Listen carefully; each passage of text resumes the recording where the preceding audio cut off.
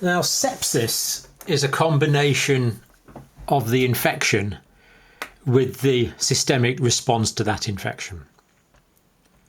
And we've seen that the sepsis, the infection part of the sepsis, will be recognised by the white blood cells, the leukocytes, and they will respond by producing cytokines. And indeed, cytokines can also be produced by damaged tissue. And one of the effects the cytokines will have is the cytokines will migrate to the bone marrow, particularly the red bone marrow. And the cytokines will stimulate the red bone marrow. And they will stimulate the red bone marrow to produce more white blood cells.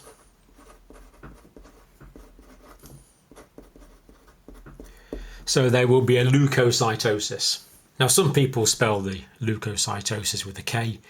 In the UK, we tend to spell it with a C. Now, one of the sepsis criteria, one of the ways that we can recognise this systemic reaction generating sepsis, is that there will be greater than 12,000 white blood cells per millimetre of blood. So if we have more than 12,000 white cells per cubic millimetre of blood, that's an indication of sepsis. As also is less than 4,000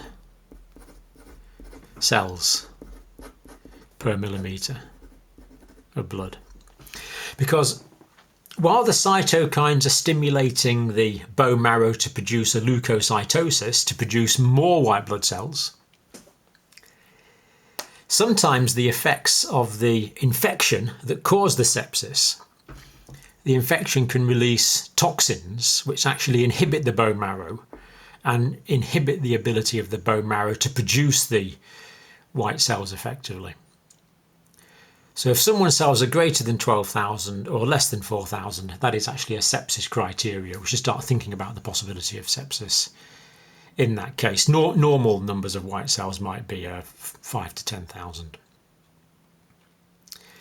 Now, the cytokines greatly stimulate the bone marrow to produce lots of white blood cells. So what we find is that we get immature forms.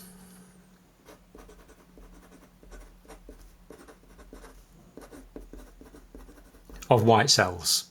This is the haematologists call this a left shift. So there's immature forms. So normally the bone marrow would like to take a little bit more time to produce its white cells, but the cytokines are saying, no, there's an emergency situation here, there's an infection. We have infection causing sepsis. Get these white cells out now to fight the infection, because they're essential to fight the infection. That's why if someone's got the low white cells, the leukopenia, this is a life-threatening condition because they don't have the white cells to fight the infection. This is the body mobilising its effect, mobilising its response. Now, if there's bacterial infection, you might get an increase in number of the neutrophils, because the neutrophils are particularly good at combating bacterial infection with their lobe nuclei, typically 3 or 4, they're small granules in the cytoplasm. So neutrophilia, increasing the number of neutrophils because they're particularly good at fighting bacterial infection. So that means if you find a neutrophilia, that's probably been caused by bacterial infection. But there again, there could be a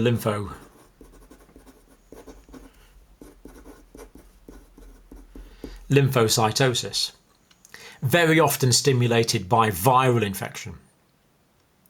So the leukocytosis just means an increase in white cells generally. So neutrophils, lymphocytes, of course, eosinophils are all types of leukocytes. But neutrophilia pointing towards bacterial, lymphocytosis pointing towards viral infection.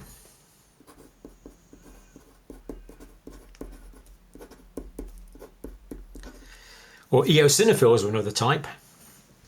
Very often these are raised in parasitic infections or in allergic conditions, asthma for example. So remember, if the cells are low, this could be what we call a sepsis leukopenia, a reduction in the number of white cells, and that's very dangerous. It's very often caused by endotoxins.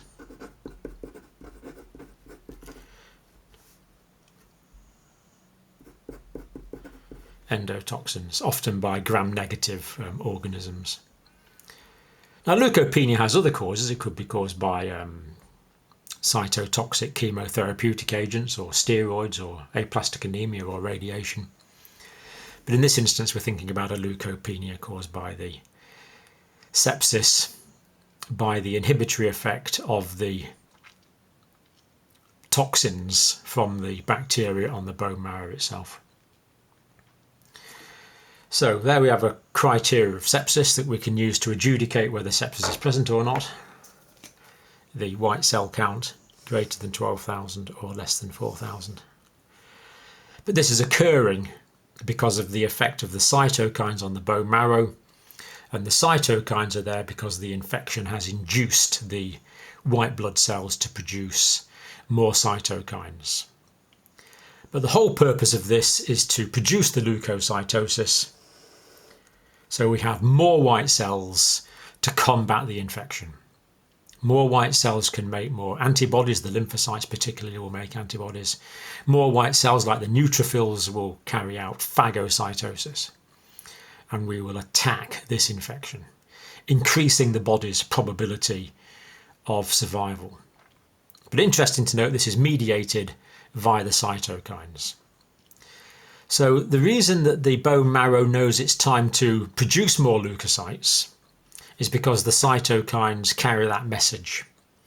The cytokines, which are these small peptide chemical messengers. And as I've said before, very analogous to the endocrine system, carrying chemical messages around the body. This one saying, let's get this infection combated with a leukocytosis.